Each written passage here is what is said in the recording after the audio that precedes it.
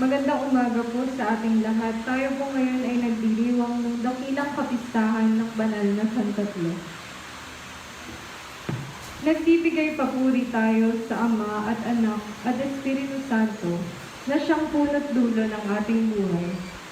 Sa banal na Santa Claus, nakita natin ang hiwaga ng pagkakataong tao ng Diyos at ang kanyang pagliligtas. Nilikha tayo ng Diyos at isinugo niya ang kanyang bugtong na anak upang iligtas tayo sa pagkakasala. Isinugo naman tayo sa atin ng Espiritu Santo upang patuloy na maghatid ng kaligtasang tinamo ni Kristo para sa lahat ng tao, sa lahat ng dako at sa lahat ng panahon. Bilang panimula po, magsitayo tayong lahat.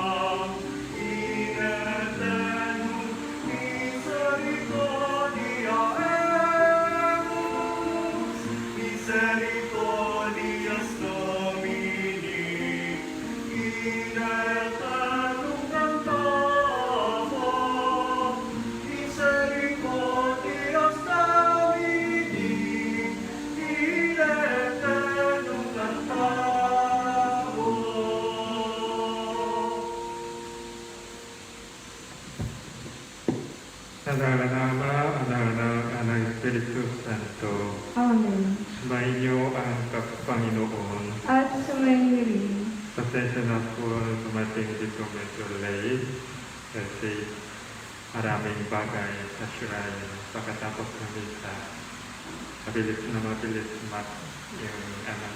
yan ko.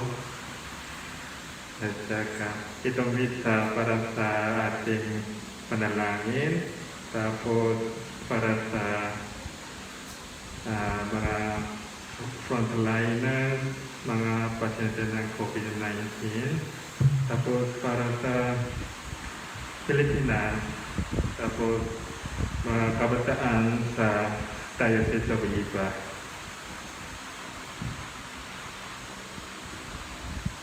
Mga kapatid, aminin natin ang ating mga kasalanan upang tayo'y maging marapat-kumanat sa banal na pagdiriwang. Inaamin ko Sa makapangyarihang Diyos at sa inyo mga kapatid, na lubha akong nagkasala sa isip, sa salita at sa gawa, at sa aking pagkukulang. Kaya isinasamo ko sa mahal na Birheng Maria, sa lahat ng mga anghel at mga banal, at sa inyo mga kapatid, na ako'y panalangin sa Panginoong ating Diyos. tawa tayo ng makapangyarihang Diyos, patawarin tayo sa ating mga kasalanan at panubayan tayo sa buhay na walang hanggan. Amen. Panginoon, kawan mo kami. Panginoon, kaawaan mo kami. Kristo, kawan mo kami. Kristo, kaawaan mo kami. Panginoon, kawan mo kami. Panginoon, kaawaan mo kami.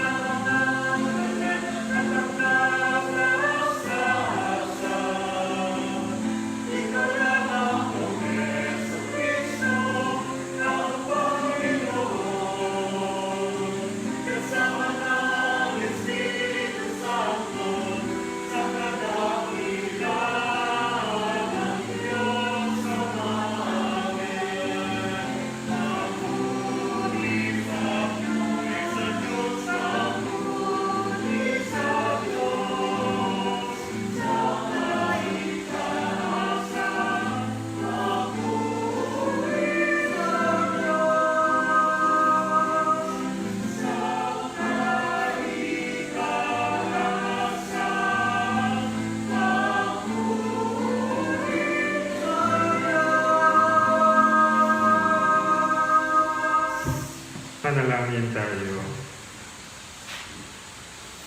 Ama naming makapangyarihan, sa inyong pagsusuko sa salitang Diyos na totoo at maasahan, at sa pagbibigay mo ng Espiritong nagpapabanal sa sanlibutan, ipinahayag ang inyong kahiwagaang dakila sa sangkatawan. Sa pananampalatayang amin ay iyong ipinagdiriwang ipakalo mong aming maitangan ang tatlong persona sa walang hanggang kadakilaan, at aming sambahin lubusan ang inyong isang pagkadyos sa mahal na kapangyarihan. Sa pamagitan ni Kristo kasama ng Espiritu Santo, magpas sa walang hanggan. Amen. Magsiupo po ang lahat para sa pagpapahayag ng salita ng Diyos. Sa unang pagbasa, ipinakilala ng Diyos ang kanyang sarili sa mga Israelita bilang nadatangi at walang katulad, ngunit malapit sa kanyang bayan. Hinihikayat ni Moises ang bayan na maging tapat sa Panginoon at tuparin ang kanyang mga utos. Pagbasa mula sa aklat ng Deuteronomio. Sinabi ni Moises sa mga tao, "Isipin ninyo kung may naganap ng tulad nito, nasaksihan o nabalitaan man lamang. Wala nang likhain ng Diyos ang daigdig. Maliban sa inyo, sino pa ang nakarinig sa tinig ng Diyos mula sa haliging apoy at nananatiling buhay? Sinong Diyos ang naglabas ng isang buong lahi mula sa isang bansa upang maging kanya sa pamamagitan ng pakikipagsubukan ng kapangyarihan, ng kababalaghan, ng digmaan, at ng makapangyarihang mga gawa tulad ng ginawa ng Panginoon sa Ehipto? Dahil dito, dapat ninyong malaman na sa langit at sa lupay walang ibang Diyos liban sa Panginoon. Kaya nga, dapat ninyong sundin ang kanyang mga utos at tuntuning sinasabi ko sa inyo ngayon. Sa gayon, mapapanuto kayo at ang lahing susunod sa inyo, magtatagal kayo habang panahon sa lupaing binigay niya sa inyo." Ang salita ng Diyos. Salamat sa Diyos.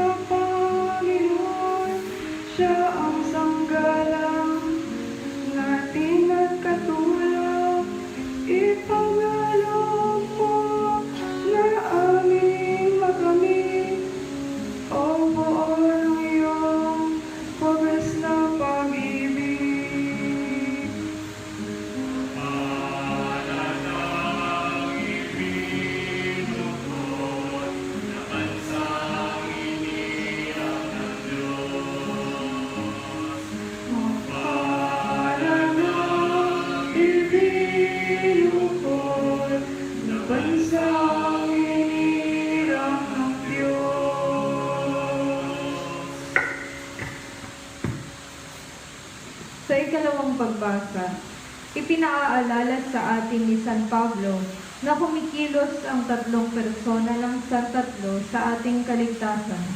Nagiging mga anak tayo ng Diyos at tagapagmanang kasama ni Kristo sa Espiritong nagbibigay sigla sa atin. Pagbasa mula sa ikalawang sulat ni Apostol San Pablo sa mga taga-Korinto. Mga kapatid, sikapin ninyong maging ganap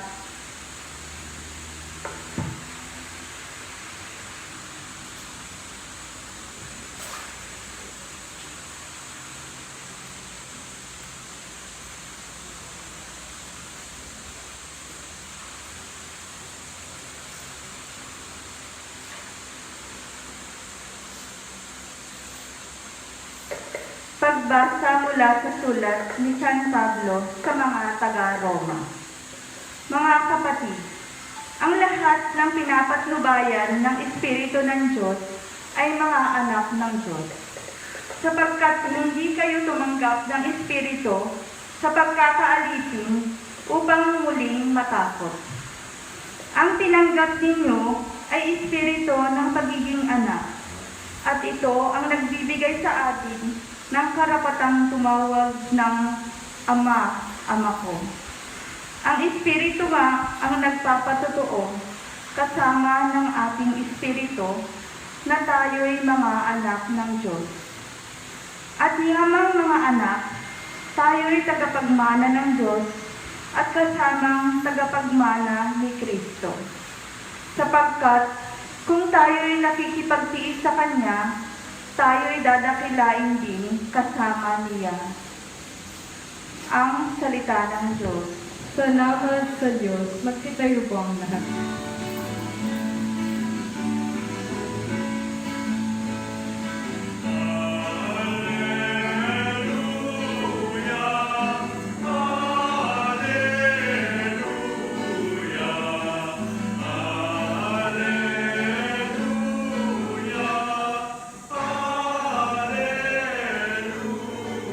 Dakila ang amang mahal, anak, Espiritong banal, noon, ngayon, at kailanpaman.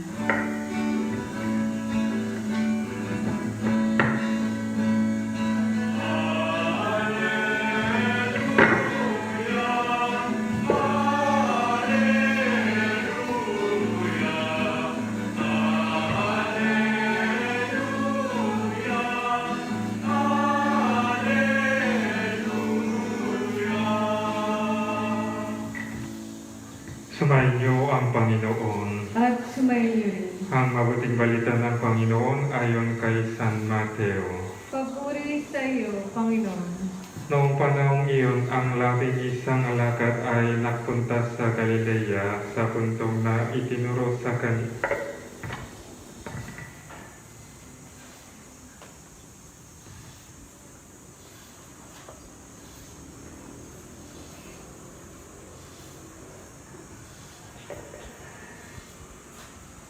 Noong panahong iyon, ang 11 alagad ay napunta sa Galilea sa puntong na itinuro sa kanila ni Jesus. Nang makita nila si Jesus, siya'y sinambal nila.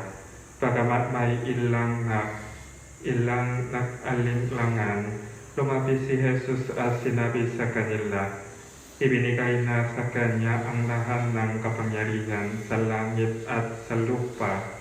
Kaya pumayo kayo at gawin ninyong alagad ko ang lahat ng bansa. Binyagan ninyo sila sa ngalan ng Ama, at ng Anak, at ng Espiritu Santo, at turuan sumunod sa lahat ng ipinag-utos ko sa inyo. Tandaan ninyo ako'y laging kasama ninyo hanggang sa katapusan ng sanlibutan. Ang mabuting balita ng Panginoon. Pinupuri ka namin, Panginoon Jesucristo. Magsiupo po ang lahat. Nakanta mo mga po sa inyo ang lahat. Noong seminarista ako, ayoko ang isang klase ay doktrina ng Trinidad. Kasi hindi ko naintindihan ano ang Trinidad, paano ipinapaliwanag ang Trinidad. Sa akin, hindi ko naintindihan anong ibig sabihin tatlong persona sa isang Diyos. Lalo na bilang misyonero sa Pilipinas, paano ipinapaliwanag ang Trinidad lalo na sa Tagalog. Lagi masakit ang ulo ko. Kung maraming beses hiningan ko ang Diyos ng tulong, pero wala pang sumagot siya, hintayin ko pa ang Diyos hanggang ngayon ano ang magandang yung explanation na. Anong ginagawa natin kapag pumapasok tayo sa simbahan at bago magtadarasal anong ginagawa natin?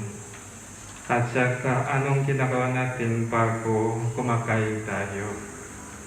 Sigurado ako bilang Kristiyano, mag-cross tayo at sinasabi natin sa ngalan ng Ama, Anak, Anak, Espiritu Santo. Hindi ibang pangalan ni Father Wangyo, hindi pangalan ni Father Danny, pangalan ni Bishop Park, hindi kanyang pangalan sa ngalan ng Ama, Anak, Anak, Espiritu Santo. Sa totoo lang, ang Trinidad ay hindi malayo mula sa ating buhay. Lagi malapit ang ating Diyos sa ating buhay. Lagi umaamin tayo sa Panginoon natin sa ating buhay.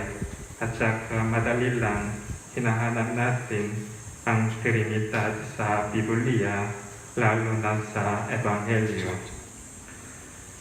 Nasa Kalbaryo si Jesus sa krus, parang mag-isa lang siya, parang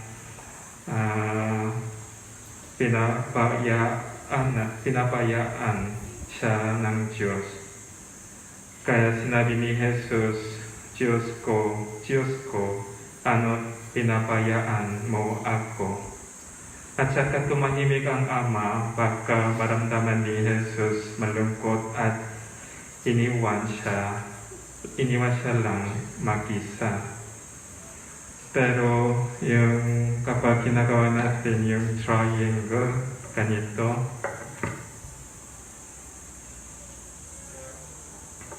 sa taas sa triangle, sa Ama, at saka sa kaliwa, sa kanan, Jesus at saka Espiritu Santo. Kung kapag nung Kalbaryo dati sa Kalbaryo, si Jesus talagang walang konektado kasama si Ama, pero konektado yung Espiritu Santo at saka ang Anak, kahit walang tahimik lang ang Ama. Sigurado ako napansin niya, konektado si Jesus sa pamagitan ng Espiritu Santo. Kasi konektado ang lahat sa pamagitan ng Ama at ng Anak ng Espiritu Santo. Kaya napansin niya bago namatay si Jesus, lagi sinasamahan ng Ama si Jesus, Anak ng Diyos. Kaya sabi ng San Pablo, mga kapatid, ang lahat ng pinapanubayan ng Espiritu ng Diyos ay mga anak ng Diyos. Tapos sinabi ng Panginoon, ako'y laging kasama ninyo hanggang sa katapusan ng sanlibutan. Noong linggo, tumawag ang aking director sa akin mula sa Manila Father Bangyo, yung hindi magandang balita daw, tinanggihan ang visa ko, missionary visa sa Pilipinas. Kaya dapat pumunta ako sa Manila sa susunod na Lunes. Kaya pupunta ako sa Manila bukas, ibig sabihin alis ako sa Zambales, sa Diocese of Iba. At saka wala akong choice na kasi applyan ko ang visa ulit sa government dito. Sana makpas ang visa ko. Ibig sabihin, pwede manatili sa Pilipinas tuloy. Pero yung original plano ay yung mag-mission ako sa Malate Church sa Manila. Kaya na yun, yung wala akong visa. Yung na yun, hindi missionary visa na yun. Kaya bukas, apply ko ang visa ulit kung ayaw ng Philippine government tanggapin ang visa ko. Wala akong choice, dapat umuwi ako sa Korea. Kaya nga medyo, ang feeling ko medyo halo-halo. Kasi yung isa, pwede makita kung pinagtanggihan ng visa, pwede makita ko ang pamilya ko masaya. Pero yung ibang feeling ko, parang mamamatay ako bilang missionary pari. Kasi yung parang nung Lunes, parang ayaw ng Philippine government ako nasa Pilipinas. Pero hindi sinikriticize ko ang government dito. Naintindihan ko kasi yung dahil sa pandemic, medyo nahihirapan mga bagay. Baka meron silang mga isipan. Kaya nga kung tanggihan ng visa, hindi ko po alam kailan babalik ako sa Pilipinas. Depende sa situation sa buong mundo. Kaya gusto ko sabihin, pakipagdasal ninyo ako para magpas ng visa. Kung hindi magpas, mahina ang dasal ninyo. Joke lang. At saka kahit ano kinakagawi, ibibigay ng Diyos ang kahit lagi sinasabi ko sa inyo, kahit ano ibibigay ng Diyos, dapat mapasalamat sa Diyos. Kaya yung ngayon sa akin, medyo nahihirapan. Pero napasalamat ako sa inyong lahat kasi natututo ako ng maraming bagay at saka sa tingin ko binibigay ninyo ang magandang karanasan at saka magandang puso sa akin kahit Taiwan, kahit yung hindi ako Pilipino, lagi welcome kayo sa akin parang pamilya.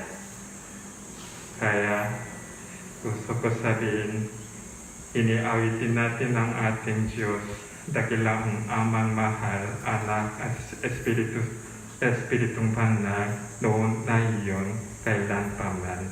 Amen. Sumasampalataya ko Ang makapangyarihan sa lahat, na may gawa ng langit at lupa. Sumasampalataya ako kay Kristo, iisang anak ng Diyos, Panginoon nating lahat. Nagkatawang tao siya lang ng Espiritu Santo, pinanganak ni Santa Mariang Birhen, pinagpakasakit ni Poncio Pilato, ipinako sa krus, namatay, nilibing, nanakot sa kinaroroonan ng mga yumao, ng may ikatlong araw na buhay na muli, umakyat sa langit, naluluklok sa kanan ng Diyos amang makapangyarihan sa lahat. Doon magmumulang paririto at hukom sa nangabubuhay at nangamatay na tao.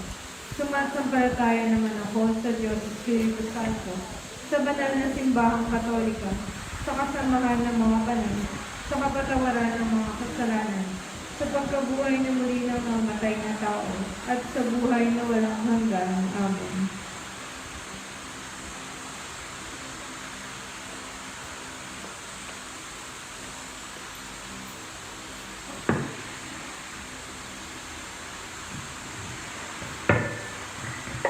Ang Diyos Ama ang tagapaglikha,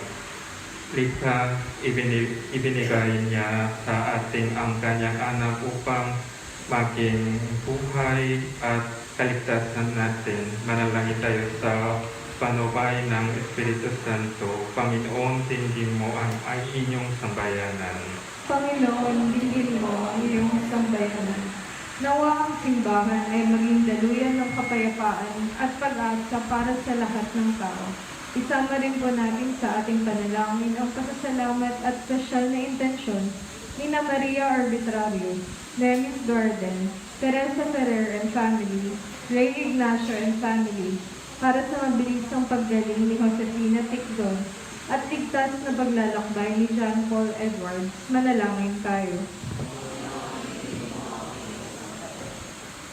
Nawa ang mga pinuno ng simbahan ay makinig sa tinig ng Espiritu Santo upang magabayan nila ng mahusay ang mga mananampalataya. Manalangin tayo.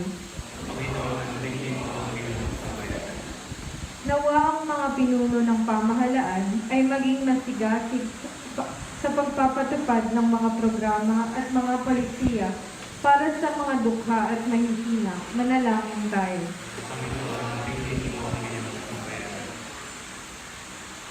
Nawa ang mga relihiyoso at relihiyosa ay maging tapat sa pagsasabuhay ng salita ng Diyos sa lahat ng panahon. Manalangin tayo. Nawa ang lahat ng mga yumao ay makapasok sa walang hanggang kaharian ng Diyos, lalong-lalo na ang mga kaluluwa ni Mayonila Francisco, Maximina, Melvin, Roet, Leonila at Mark Asensio, Remedios Pagaduan, Edilberto Olita, Perfecta Calayan, Rosalie Manzano, Herminio Pagaduan, Panfila Antonio, Lamberto Salonga, Angelo Isaac, Francisca at Romeo Aliada, at Nelson Tigson Sr. Manalangin tayo.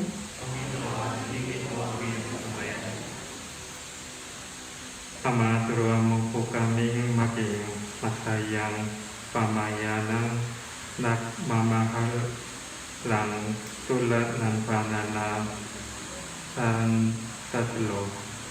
Patuloy nawa kaming makapag-alay sa iyo ng lahat ng papuri, karangalan at kaluwalhatian na iyon at magpat sa walang hanggan. Amen.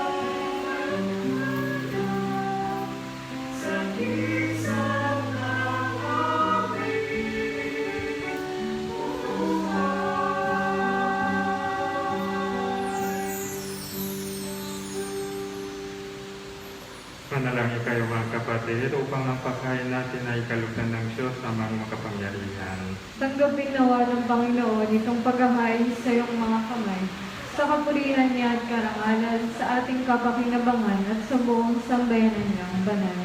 Ama naming lumikha, gawin mong banal ang mga alay na aming inihanda, na iyong aming sinasamba at sinasambit ang nangalan mong dakila, at pakundangan sa mga alay na naiyo'y nasa dambana. Kami naway maging laking nakalaan sa inyong hika, sa pamagitan ni Yesu Kristo kasama ng Espiritu Santo magpasawalang hanggan. Amen. Sumainyo ang Panginoon. At sumainyo rin. Itaas sa Diyos ang inyong puso at diwa. Tinaas na namin sa Panginoon. Pasalamatan natin ang Panginoong ating Diyos. Marapat na siya ay pasalamatan. Ama namin makapangyarihan, tunay na marapan na ikaw ay aming pasalamatan. Kaysa ng inyong anak at ng Espiritu Santo, ikaw ay isang Diyos na Panginoon ng mga tao. Ang inyong anak at Espiritu ay naiiba sa pagka-Diyos mo. Ano pat kahit tatlo'y isang Diyos na totoo, ang kadakilaan mong ipinahihiwatig upang aming panalikan, at siya rin naming sinasampalatayanan tungkol sa inyong anak at Espiritong Banal, bagamat may tanging magpakira at bawat iisang Diyos pa rin ang aming sinasamba. Sa kapangyarihang taklay ay walang pagkakaiba, kaya kaisa ng mga anghel na nagsisiyawin na papuri sa iyo, nang walang humpay sa kalangitan, kami natutuni sa inyo kadakilaan.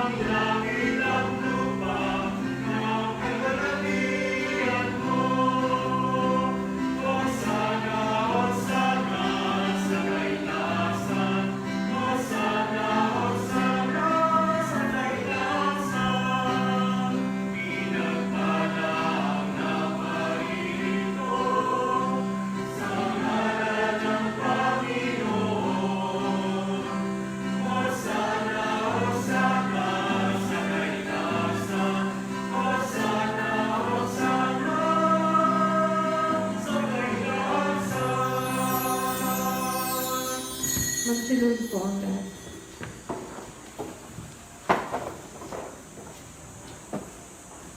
Ama naming banal, ikaw ang buka ng tanang kabanalan. Kaya sa pamagitan ng inyong Espiritu, gawin mong banal ang kaloob na ito upang para sa aming maging katawan at dugo ng aming Panginoong Hesu Kristo. Bago niya pinakisan ko sa loob na maging handog, tinawagan niya ang tinapay. Pinasalamatan kanya, pinaghati-hati niya iyon, iniyapon sa kanyang mga alagad at sinabi, tanggapin ninyong lahat ito at kanin.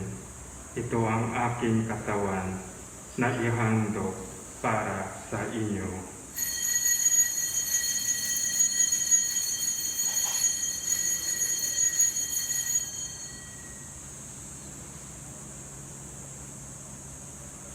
Ayun din naman noong matapos ang hapunan, tinawagan niya ang kalis, muli kanyang pinasalamatan. Inihapon niya ang kalis sa kanyang mga alagad at sinabi, tanggapin ninyong lahat ito at inumin. Ito ang kalis ng aking dugo, ng bago at ulang hanggang tipan. Ang aking dugo na ibubuhos para sa inyo at para sa lahat. Sa ikapapatawang ng mga kasalanan, gawin ninyo ito sa pag-alala sa akin.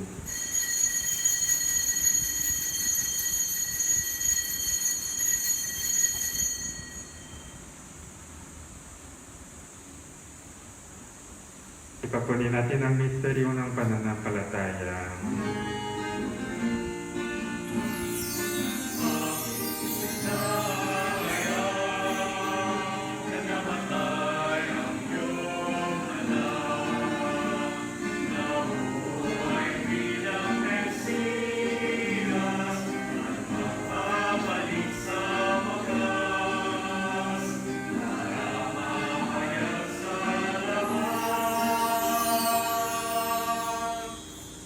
pinagawa namin na iyon ng pag-alala sa pagkamatay at muling pagkabuhay ng inyong anak. Kaya inialay namin sa iyo ang tinapay na nagbibigay buhay at ang kalis na nakakalong ng kaligtasan. Kami nagpapasalamat tayo kami inyong minarapat na tumayo sa harap mo para manglingkod sa iyo. Isinasama namin kami magsasalo-salo sa katawan at dugo ni Kristo ay magpugnok sa pagkakaisa sa pamagitan ng Espiritu Santo. Ama, ringapin mo ang inyong simbahan laganap sa buong daigdig. Puspusin mo kami sa pag-ibig, kaisa ni Francisco na aming Papa, ani Bartolomeo na aming Obispuan ng Tanang Kaparian. Alalahanin mo rin ang mga kapatid, naming nahinay ng may pag-asang sila'y muling mabubuhay kayo din ang lahat ng mga pumanaw. Kawa mo sila at patuloy sa inyong kaliwanagan. Kawa mo at pagindapating kaming lahat na makasalo sa inyong buhay na walang wakas. Kaisa ng mahal na Birheng Maria na Ina ng Diyos, kaisa ng mga apostol at ng lahat ng mga banal na namuhay dito sa daigdig ng kaluluko ko sa iyo, may tiwang nawa namin ang pagpupuri sa ikararangal mo sa pamagitan ng inyong anak na aming Panginoong Hesus Kristo. Sa pamagitan ni Kristo, kasama niya sa Kanya ang lahat ng parangal at papuri ay sa iyo, Diyos amang makapangyarihan kasama ng Espiritu Santo, magpas sa walang hanggan.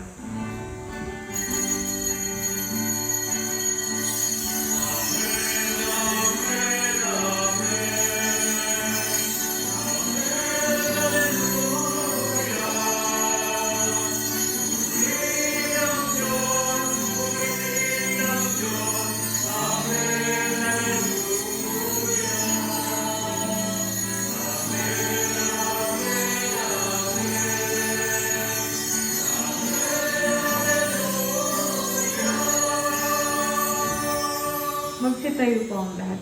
At ang bibili ng mga nagagaling na utos sa turo ni Jesus na Panginoon natin at Diyos, ipahing natin ng lakas loob.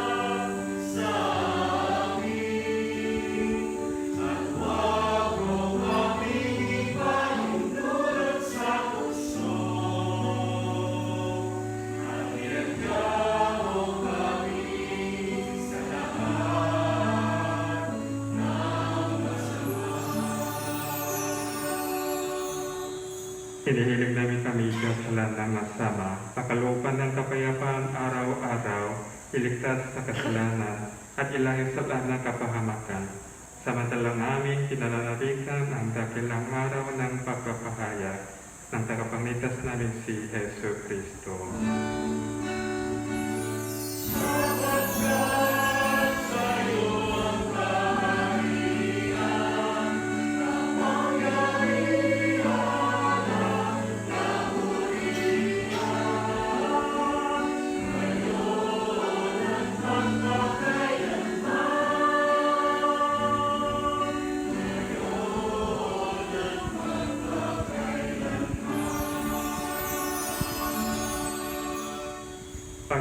Yesu Kristo, sinabi mo sa inyong mga apostol, kapayapaan ang iniiwan ko sa inyo, ang aking kapayapaan ang ibinibigay ko sa inyo.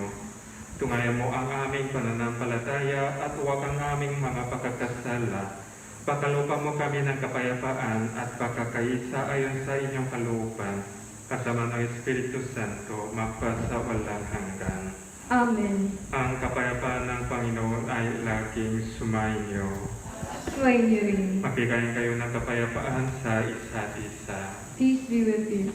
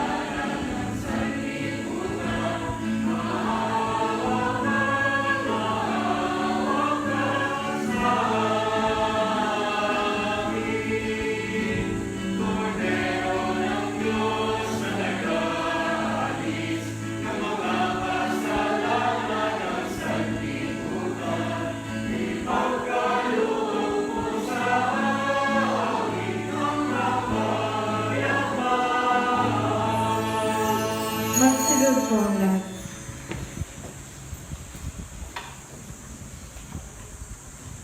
Ito ang kordero ng Diyos, ito ang nag-aalis ng kasalanan ng kalibutan. Mapalad ang mga inaanyayaan sa kanyang piling. Panginoon, hindi ako karapat-dapat na magpatuloy sa iyo. Ngunit sa isang salita mo lamang ay gagaling na ako.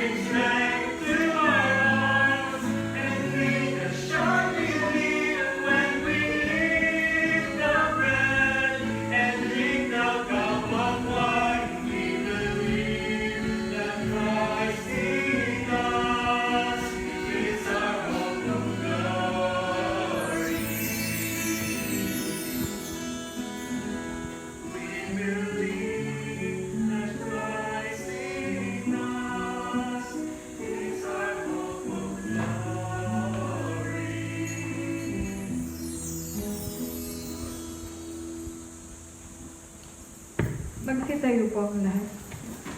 Manalangin tayo.